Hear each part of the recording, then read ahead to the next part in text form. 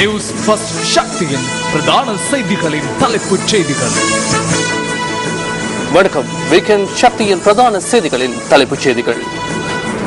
இலங்கை தொடர்பில் ஐநா மனித உரிமைகள் பேரவையில் முன்வைக்கப்படவுள்ள பிரேரணைக்கு ஐரோப்பிய ஒன்றிய நாடுகளின் ஒத்துழைப்பு கிடைக்கும் என பிரித்தானிய பிரதமர் தெரிவிப்பு.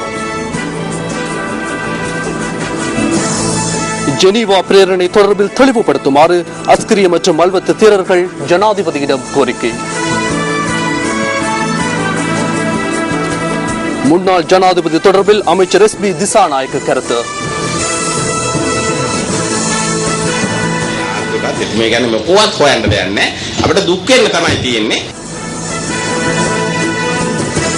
நியூஸ் ஃபர்ஸ்ட் மற்றும் எஸ்லோன் இணைந்து நடத்தும் கட்டிட நிர்மாண ஆலோசனை சேவை யாழ்ப்பாணத்தில் இன்று ஆரம்பம்.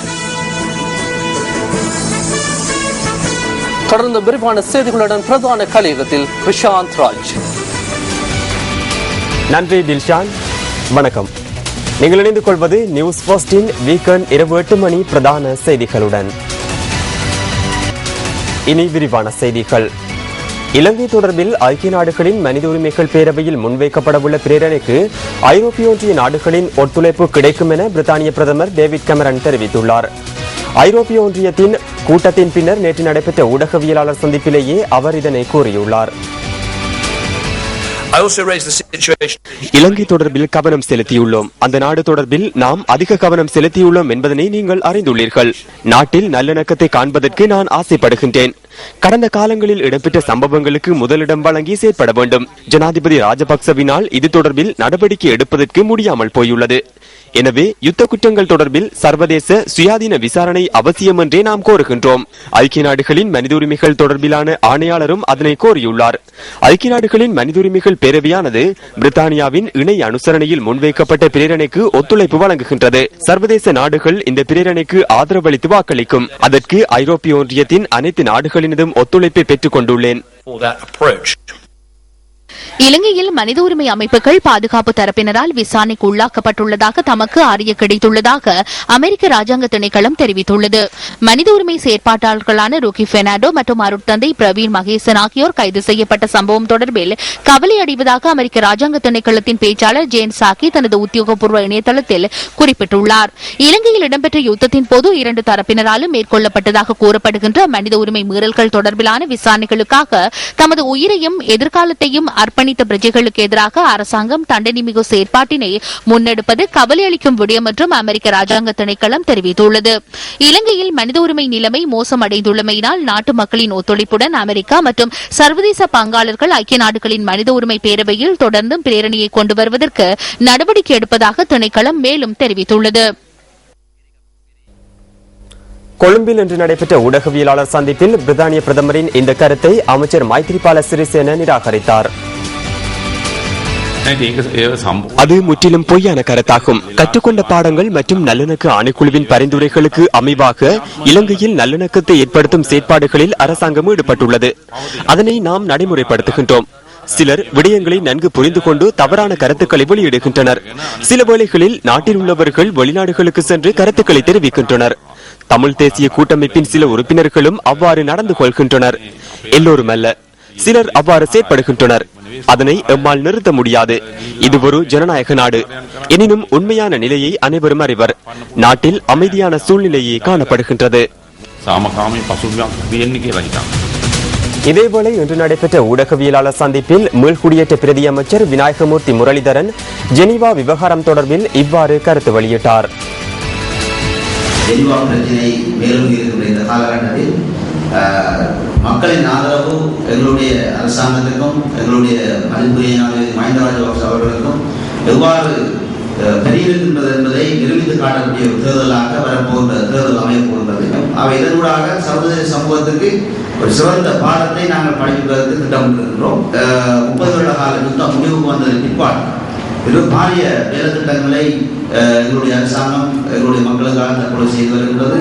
அந்த வகையில் பார்க்கின்ற பொழுதும் குறிப்பாக வடக்கு கிழக்கு பிரதேசத்திலே பெருந்தொகையான நிதிகளை ஒதுக்கி இன்று அங்கு கூடுதலான அபிவிருத்திகள் திட்டங்களையும் சிறந்த வளர்ச்சி பாதையிலும் அந்த பிரதேசங்களை இட்டு செல்வதை விட்டு நாங்கள் உண்மையிலே எங்களுடைய ஜனாதிபதி மஹிந்த ராஜபக்ச அவர்களுக்கு உண்மையிலே எங்களுடைய பாராட்டை தெரிவிக்க வேண்டும், நன்றியை தெரிவிக்க வேண்டும். சில தீய சக்திகள் எங்களுடைய நாட்டை காட்டிக் கொடுப்பதற்காக, அதாவது சர்வதேச சமூகத்துக்கு எங்களுடைய நாட்டை காட்டிக் கொடுப்பதற்காக தற்பொழுது கங்கணம் கட்டி கொண்டிருக்கிறார்கள். அவை இதற்கு ஒரு திரும்புச்சீட்டாக ஜெனீவா பிரச்சனையை தற்பொழுது தூக்கி வைத்துக் கொண்டு நிறைய பேர் கலைத்துக் கொண்டிருப்பதை நாங்கள் பார்க்கிறோம். சுதந்திர ஜனநாயக நாடாக தற்பொழுது இருக்கின்றது. ஆகவே இங்கு நடக்கின்ற பிரச்சனைகளை நாங்களே எங்களுக்குள் தீர்க்க வேண்டிய பொறுப்புகள் எங்கள் நிலையில் எல்எல்ஆர்சியில் சொல்லப்படுகின்ற நல்லிணக்க ஆணைக்குழு தற்பொழுது சிறந்த முறையில் ஒரு விசாரணை திட்டத்திற்கு உள்ளக விசாரணையை மேற்கொண்டு வருகிறார். யாழ்ப்பாணம் வட்டுக்கோட்டை பகுதியில் ராணுவத்தினரால் இன்று திடீர் சுற்றி வளைப்பு ஒன்று முன்னெடுக்கப்பட்டது.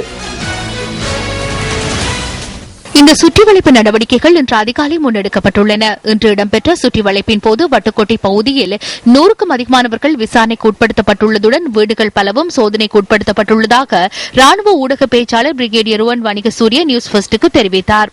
வட்டுக்கோட்டை பகுதியில் சந்தேக நபர் ஒருவர் தலைமறைவாகியுள்ளதாக கிடைத்த தகவலுக்கு அமைய இந்த சுற்றிவளைப்பு மேற்கொள்ளப்பட்டதாக ராணுவ ஊடக பேச்சாளர் தெரிவித்துள்ளார். தேடுதல் நடவடிக்கையின் போது குறித்த சந்தேக நபர் இந்த பகுதியில் காணப்படவில்லை என்றும் விசாரணைக்கு உட்படுத்திய எவரையும் தடுத்து வைக்கவோ அல்லது கைது செய்யவோ இல்லை எனவும் ராணுவத்தின் ஊடக பேச்சாளர் மேலும் சுட்டிக்காட்டினார். இதேவேளை பயங்கரவாத விசாரணை பிரிவின் விசாரணைகளுக்காக தேடப்படும் 2 சந்தேக நபர்களின் நிழற்படங்களை போலீஸ் தலைமையகம் இன்று ஊடகங்களுக்கு வெளியிட்டுள்ளது. இவர்கள் தொடர்பிலான சரியான தகவல்களை வழங்குவோருக்கு 10 லட்சம் ரூபாய் சன்மானம் வழங்குவதாக போலீசார் தெரிவித்துள்ளனர். குறித்த நபர்கள் தொடர்பான தகவல்களை வழங்குவோரின் விவரங்களின் ரகசியத்தன்மை பேணப்படும் என்றும் போலீசார் அறிவித்துள்ளனர். ஐக்கிய நாடுகள் மனித உரிமை பேரவையில் இலங்கைக்கு எதிராக முன்வைக்கப்படவுள்ள தீர்மானத்துக்கு எதிர்ப்பு தெரிவித்து இன்றும் நாட்டின் பல பிரதேசங்களிலும் ஆர்ப்பாட்டங்கள் முன்னெடுக்கப்பட்டன. பண்டாரவளி பிரதேச மக்கள் இன்று ஸ்ரீ புஷ்பாராமா விஹாரைக்கு அருகிலிருந்து பேரணியை ஆரம்பித்தனர். ஜெனீவா தீர்மானத்துக்கு எதிர்ப்பு தெரிவித்து பண்டாரவளி நகரத்திலிருந்து பேரணியாக வந்தவர்கள் இந்த ஆர்ப்பாட்டத்தில் ஈடுபட்டனர்.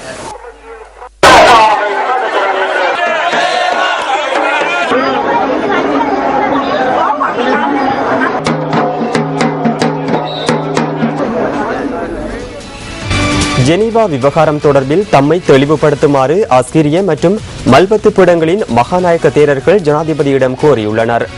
ஜனாதிபதிக்கு அனுப்பியுள்ள கடிதம் ஒன்றில் அவர்கள் இதனை கோரியுள்ளனர். இலங்கைக்கு எதிராக பிரேரணை ஒன்று முன்வைக்கப்படுவது இலங்கையை மீண்டும் சிரமத்துக்கு உள்ளாக்கும் விடயம் என மகாநாயக்க தேரர்கள் கூறியுள்ளனர்.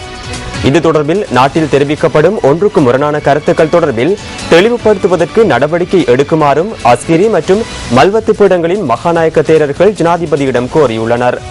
இதுகுறித்து அமைச்சர்களான GL பீரிஸ் மற்றும் மஹிந்த சமரசிங்கவுடன் கலந்துரையாடுவதற்கு சந்தர்ப்பத்தை பெற்றுத்தருமாறும் அவர்கள் தெரிவித்துள்ளனர். காணாமற் போனோர் தொடர்பான முறைப்பாடுகளை விசாரணை செய்யும் ஜனாதிபதி ஆணைக்குழுவின் மட்டக்களப்பு மாவட்டத்துக்கான இன்றைய இறுதி நாள் அமர்வில் 560 புதிய முறைப்பாடுகள் பதிவாகியுள்ளன. மேலும் இன்றைய நாளுக்கான சாட்சி விசாரணைகளுக்கு அழைப்பு விடுக்கப்பட்டிருந்த 52 பேரில் 45 பேர் சாட்சி பதிவுகளை மேற்கொண்டதாக ஆணைக்குழுவின் செயலாளர் HW குணதாச தெரிவித்தார்.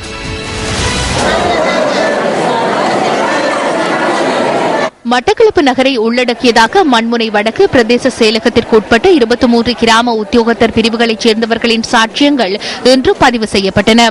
இதேவேளை காணாமல் போனோர் தொடர்பான ஜனாதிபதி ஆணைக்குழு கடந்த 2 நாட்களாக மட்டக்களப்பு மாவட்டத்தின் செங்கலடி மற்றும் கிரான் பிரதேச செயலக பிரிவுகளில் சாட்சியங்களை பதிவு செய்தது.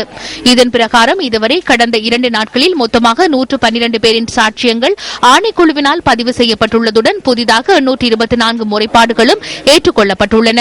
கிழக்கு மாகாணத்தின் திருகோணமலை, அம்பாறை மாவட்டங்களிலும் சாட்சி விசாரணைகளுக்கான அமர்வுகள் நடத்தப்பட உள்ளன. 1990ஆம் ஆண்டு தொடக்கம் 2009ஆம் ஆண்டு வரையான காலப்பகுதியில் வடக்கு கிழக்கு மாகாணங்களில் காணாமல் போனோர் தொடர்பான விசாரணைகளை முன்னெடுப்பதற்காக இந்த ஆணைக்குழு ஜனாதிபதியால் நியமிக்கப்பட்டது.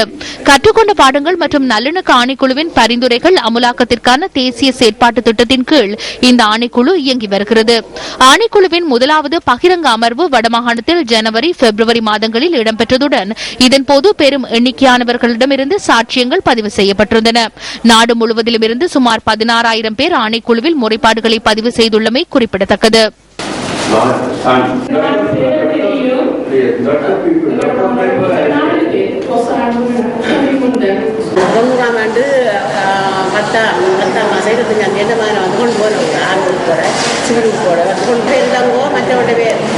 பிள்ளைகள்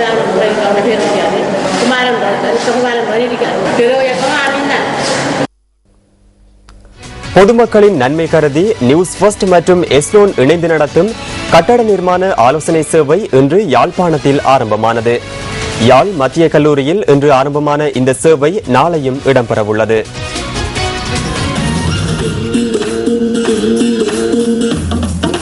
நியூஸ் ஃபர்ஸ்ட் மற்றும் எஸ்லோன் இணைந்து நடாத்தும் 8வது கட்டிட நிர்மாண ஆலோசனை சேவை யாழ் மத்திய கல்லூரியில் இன்று காலை 9 மணிக்கு ஆரம்பமானது.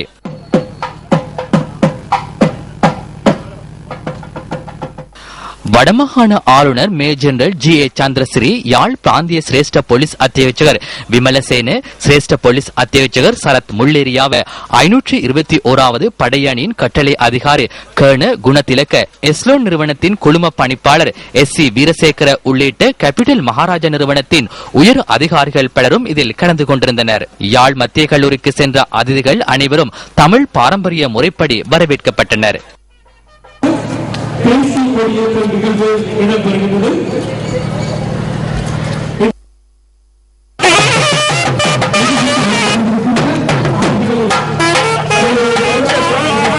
யாழ் மாவட்டத்தைச் சேர்ந்த அதிகளவிலான மக்கள் இன்றைய நிகழ்வுகளில் கலந்து கொண்டிருந்தனர்.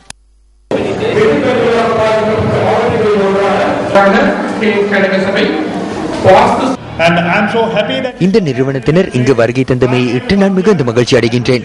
அத்துடன் வடமாகாண மக்களுக்கு இவ்வாறான திட்டம் ஒன்றை செய்வதை இட்டு மகிழ்ச்சி அடைகின்றேன். வடமாகாண ஆளுநர் என்ற ரீதியில் எனது நன்றிகளையும் தெரிவித்துக் கொள்கின்றேன். இங்கு வருகை தந்தமையிட்டு எனது பாராட்டுகளையும் உங்கள் நிறுவனத்திற்கு கூறிக்கொள்கின்றேன். இவர்களிடமிருந்து முழுமையான நன்மைகளை நீங்கள் பெற்றுக்கொண்டு பயனடையுங்கள். The building a house in Sri Lankan context is a huge challenge. இலங்கையில் வீடொன்றை நிர்மாணிக்கின்றமை ஒரு பாரிய சவாலாக அமைந்த விடயமாகும். வீடென்பது ஏனைய இடங்களை போன்ற ஒரு இடமல்ல, அது எமது அடிப்படை வசதியாகும். வீட்டை நிர்மாணிப்பது என்பது கனவாகும். அந்த கனவை நிறைவேற்றிக் கொள்வது இலகுவான விடயமல்ல. ஒவ்வொருவருடைய வாழ்க்கையிலும் பல கனவுகள் உள்ளன. திருமணம், வீடு, சிறந்த வாழ்க்கை என அனைவருக்கும் கனவுகள் உள்ளன. எனினும் சிறந்த வீடொன்று இல்லாமல் அந்த கனவுகளை நிறைவேற்றிக் கொள்வது கடினமாகும். Without a good home, all these things can get disturbed. இந்த எஸ்லோன் நிறுவனம் வடமாகாணத்தில் இருக்கக்கூடிய இன்றைய சூழலில் சகல கட்டிடத்துறை சார்ந்த அனைத்து நிபுணத்துவம் வாய்ந்த அதிகாரிகள் உத்தியோகத்தின் மூலமாக மக்களுடைய பிரச்சனைகளை அணுகி உடனுக்குடன் அவற்றுக்கான தீர்வுகளை காணக்கூடிய வகையிலே இந்த நிகழ்வை இன்றைய முழு நாளுமே ஒழுங்குபடுத்தப்பட்டிருக்கின்றது.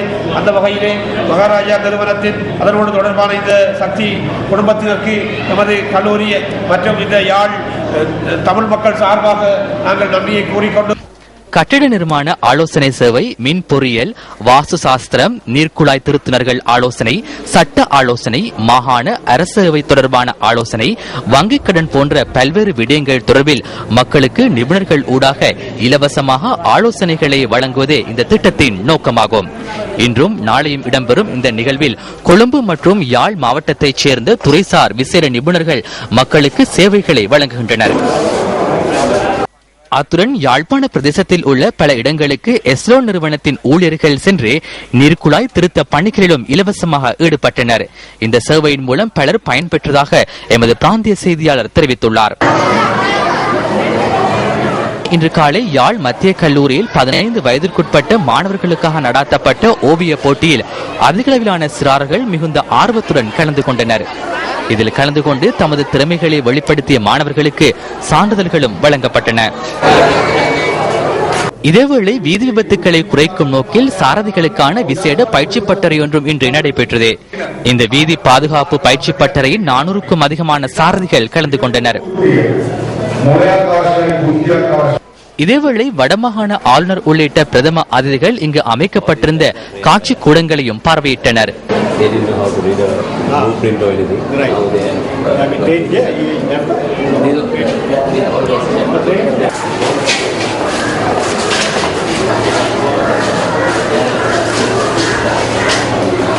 வீடொன்றை கட்டுவதற்கு முன்னர் பெற்றுக்கொள்ளக்கூடிய மிகவும் பெருமதி வாய்ந்த சேவைகளை நியூஸ் ஃபர்ஸ்ட் மற்றும் எஸ்லோன் ஊடாக இலவசமாக இன்று பெற முடிந்தமை தொடர்பில் யாழ் மக்கள் இவ்வாறு கருத்து வெளியிட்டனர். நியூஸ் ஃபர்ஸ்ட் ஏற்பாடு செய்திருந்த இந்த கட்டிட நிர்மாண கலையில நான் பங்கு பெற்றிருக்கிறேன். அதிலிருந்து கணக்க விடயங்கள் நான் புதுசாக அறிஞ்சிருக்கிறேன். அதிலையும் வந்து இப்போ இந்த கட்டட வடிவமைப்பு மற்ற மாவல் அமைப்புகள் மற்ற லைட் செட்டிங்கள் இதில் வந்து புது புது டிசைனை இங்கே அறிமுகப்படுத்திக்கிறாங்க. இதை ஏற்பாடு செய்தமைக்காக நியூஸ் ஃபர்ஸ்ட்டுக்கு நான் நன்றி தெரிவித்துக் கொள்கிறேன். இங்கே யாழ்ப்பாணத்தில் வந்து இருக்கிற மக்கள் வந்து சிறந்த கட்டிடங்களை ஒரே மாதிரியான அமைப்புகள் இல்லாமல் வித்தியாசமான நல்ல திறமையான அமைப்பாளர்களால திறமையான அமைப்பு வகைகளூடாக இங்கே அறிமுகப்படுத்தப்பட்டு கொண்டிருக்கின்றது. அதுக்காக இந்த நியூஸ் ஃபர்ஸ்ட் ஏற்பாடு செய்வதற்கு வரவேற்று நன்றியை தெரிவித்துக் கொள்வோம். நியூஸ் ஃபர்ஸ்ட் மற்றும் எஸ்லோன் இணைந்து நடத்தும் கட்டட நிர்மாண ஆலோசனை சேவை தொடர்பான தகவல்களை அறிந்து கொள்வதற்காக அங்கிருக்கும் எமது அலுவலக செய்தியாளர் நாகலிங்கம் ஜெகநாத் கண்ணாவுடன் லைவ் டிஜி தொழில்நுட்பத்தின் ஊடாக நாம் தற்போது தொடர்பினை ஏற்படுத்துகின்றோம். வணக்கம் ஜெகநாத் கண்ணா. வணக்கம் கிரி. நாங்கள் தற்பொழுது யாழ் மத்திய கல்லூரி முண்டலில் இருந்து நேரடியாக தொடர்பினை ஏற்படுத்தியிருக்கின்றோம். இன்றைய தினம் நியூஸ் ஃபர்ஸ்ட் மற்றும் எஸ்லோன் இணைந்து வழங்கும் இலவச கட்டட நிர்மாண ஆலோசனை சேவை யாழ் மத்திய கல்லூரியில் வெகு சிறப்பாக முதல் நாள் நிகழ்வுகள் இடம்பெற்றன. நாளைய தினமும் காலை 8:30 தொடக்கம் மாலை 5:30 வரை நீங்களும் உங்கள் வீடுகளை நிர்மாணிப்பதில் எதிர்நோக்கும் பிரச்சனைகளுக்கு தீர்வினை பெற்றுக் கொள்வதற்காக யாழ் மத்திய கல்லூரிக்கு வருகை தந்து எமது நிபுணர்களின் ஆலோசனைகளை பெற்றுக் கொள்வதற்கான அனைத்து ஏற்பாடுகளையும் நாங்கள் பூர்த்தி செய்திருக்கின்றோம். அந்த வகையில் இன்று காலை முதல் பெருந்திரளான மக்கள் யாழ்ப்பாணத்தில் மாத்திரமின்றி வடமாகாணத்தின் பல்வேறு மாவட்டங்களில் இருந்தும் இங்கு வருகை தந்து இங்கு ஆலோசனைகளை பெற்று சென்றதை எம்மால் அவதானிக்கக்கூடியதாக இருந்தது. அந்த வகையில் நாளை மற்றொரு முக்கிய நிகழ்வும் இங்கு ஏற்பாடு செய்யப்பட்டிருக்கின்றது. அதாவது யாழ் குடா நாட்டிலே செய்தி வாசிப்பதற்கான திறமையுடைய இளைஞர் யுவதிகளுக்கான களத்தை அமைத்துக் கொடுப்பதற்காக நாளை காலை முதல் திரை பரீட்சைகள் மற்றும் குரல் தேர்வும் யாழ் மத்திய கல்லூரியில் இடம்பெறவிருக்கின்றது. ஆகவே நேயர்கள் அனைவரையும் அன்போடு அழைக்கின்றோம். யாழ் மத்திய கல்லூரிக்கு வருகை தந்து இந்த நிகழ்வுகளில் பங்கு பெற்று இந்த அரிய சந்தர்ப்பத்தை தவறவிடாது உங்கள் வீடுகளை உரிய முறையில் நிர்மாணித்துக் கொள்வதற்கான ஆலோசனைகளை பெற்று செல்வதற்கு நியூஸ் ஃபர்ஸ்ட் மற்றும் எஸ்லோன் இணைந்து வழங்கும் இந்த கட்டட நிர்மாண ஆலோசனை சேவையில் நாளைய தினமும் பங்கு பெற்றுமாறு அன்போடு அழைக்கின்றோம். நாகலிங்கம் ஜெகநாத் கண்ணா, நியூஸ் ஃபர்ஸ்ட் செய்திகளுக்காக யாழ் மத்திய கல்லூரி முண்டலில் இருந்து. நன்றி ஜெகநாத் கண்ணா. மலேசிய விமானம் காணாமற் போய் இன்றுடன் 2 வாரங்களான நிலையில் அதனை தேடும் நடவடிக்கைகளும் வெற்றியளிக்கவில்லை என ஆஸ்திரேலியா தெரிவித்துள்ளது. இந்த நிலையில் சீனாவின் தேசிய விண்வெளி ஆய்வு மையம் காணாமற் போன விமானத்தின் பகுதிகள் என கருதும் செய்மதி படம் ஒன்றினை வெளியிட்டுள்ளது.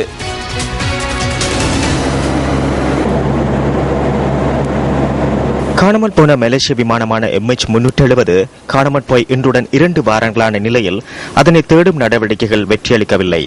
காணாமற் போன மலேசிய விமானத்தினுடையதாக இருக்கலாம் என சந்தேகப்படும் 2 பாகங்களை கண்டறிந்துள்ளதாக ஆஸ்திரேலியா ஏற்கனவே அறிவித்திருந்தது. இதனையடுத்து இந்த துகள்களை தேடும் பணியில் விமானங்களும் கப்பல்களும் ஈடுபட்டுள்ளன.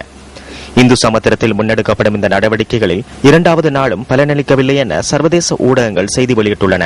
இதனையடுத்து 3வது நாளான இன்றைய தினமும் தேடுதல் நடவடிக்கைகள் முன்னெடுக்கப்பட உள்ளன.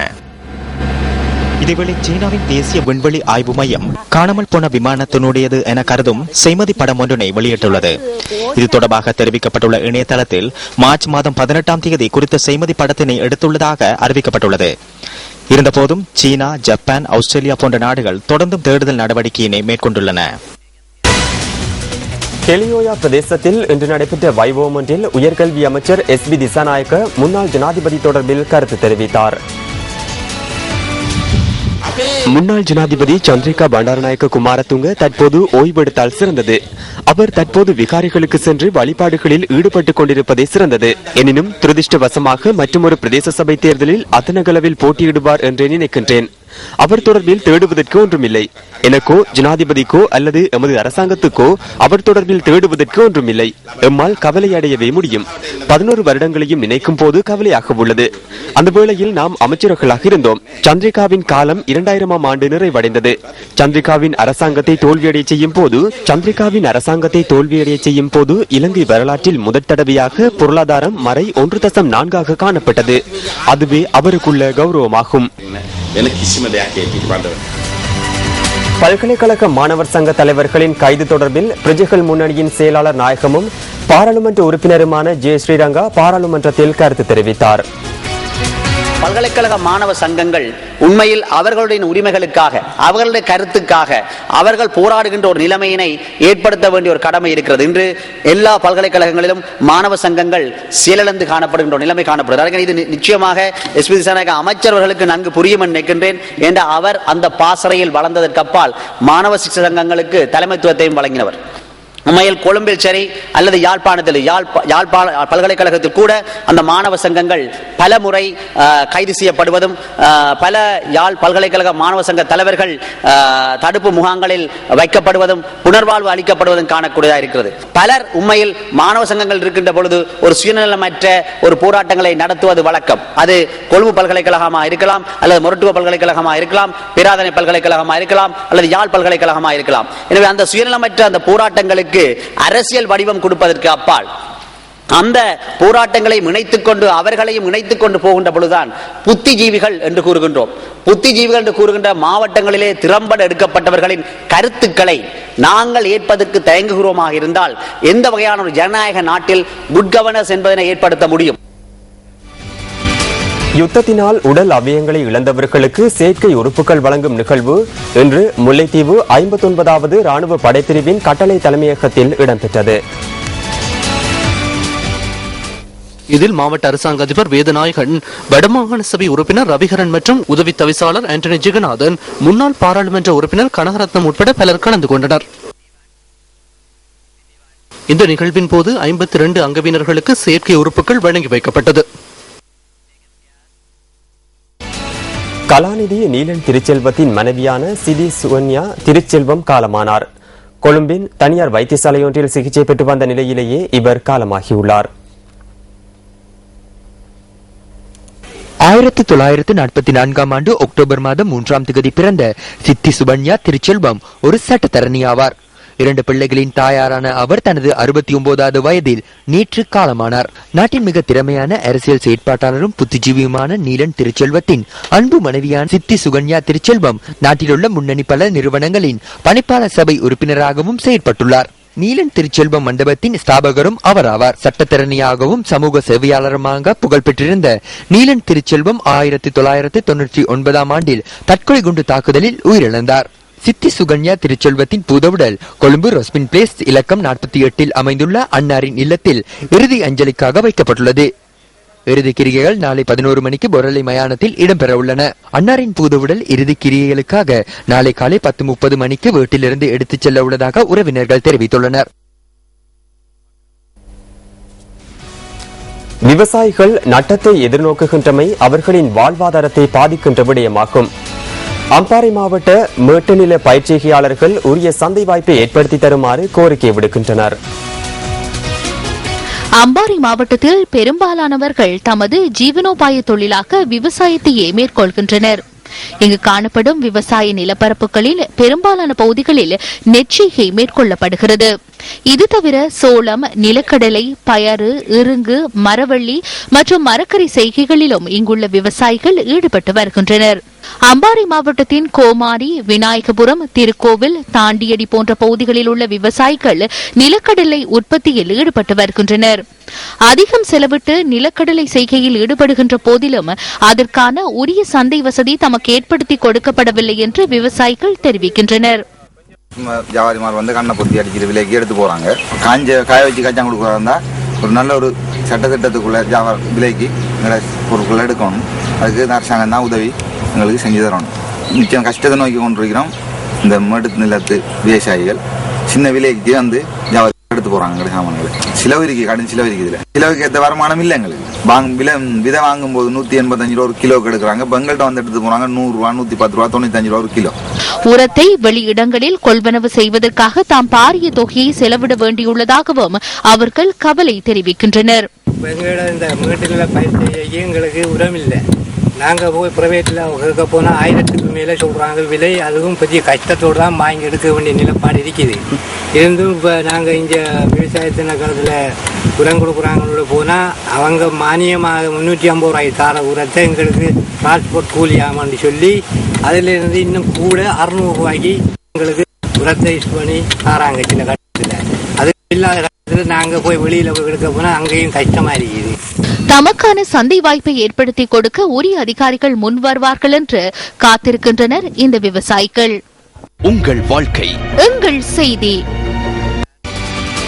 நாட்டில் இலைமறை காயாக இருக்கும் குத்துச்சண்டை வீரர்களை தேசிய மற்றும் சர்வதேச தரத்துக்கு கொண்டு செல்வதற்கான சூப்பர் ஃபைட்டர் நிகழ்ச்சியின் 10ஆம் கட்ட நிகழ்வு இன்று கொழும்பு புனித ஜோசப் கல்லூரியில் ஆரம்பமானது. சூப்பர் ஃபைட்டர்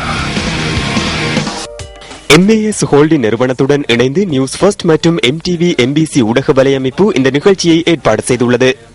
கொழும்பு மாவட்டத்தின் சிறந்த குத்துச்சண்டை வீரர்களை தெரிவு செய்வதற்காக சூப்பர் ஃபைட்டர் நிகழ்ச்சி இன்று ஆரம்பிக்கப்பட்ட போது அதில் சுமார் 400 பேர் கலந்து கொண்டனர். வீரர்கள் மாத்திரமல்லாமல் வீராங்கனைகள் பலரும் இதன்போது கலந்து கொண்டமை விசேட அம்சமாகும். இதன்போது தெரிவு பயிற்சி முகாம் நடைபெற்றதுடன் 4 பிரிவுகளில் தெரிவுகள் இடம்பெற்று புதிய போட்டியாளர்களுக்கு அடிப்படை ஆலோசனைகளும் வழங்கப்பட்டன.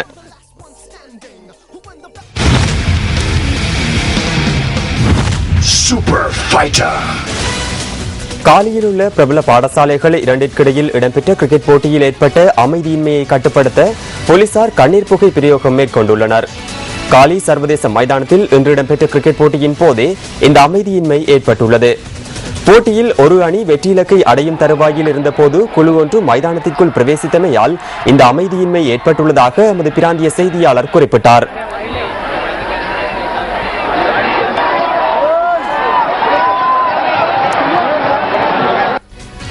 கொழும்பு ரோயல் கல்லூரிக்கு எதிராக இன்று இடம்பெற்ற ஒருநாள் கிரிக்கெட் போட்டியில் கல்கிஸ்ஸ புனித தோமஸ் கல்லூரி 5 விக்கெட்டுகளால் வெற்றி பெற்றது.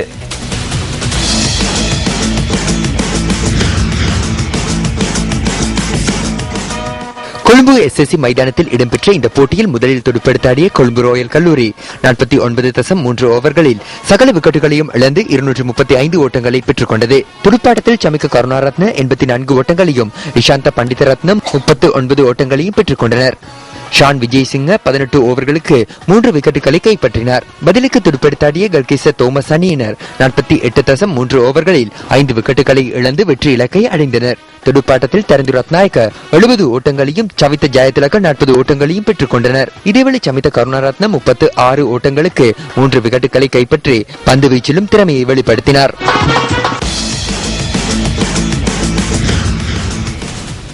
இத்துடன் நியூஸ் ஃபர்ஸ்டின் இரவு 8 மணி பிரதான செய்தி நிறைவு பெறுகின்றது. மீண்டும் சந்திக்கலாம் நியூஸ் ஃபர்ஸ்டின் 10:45 பிரதான செய்திகளுடன். வணக்கம். www.newsfirst.lk. Feedback at newsfirst.lk.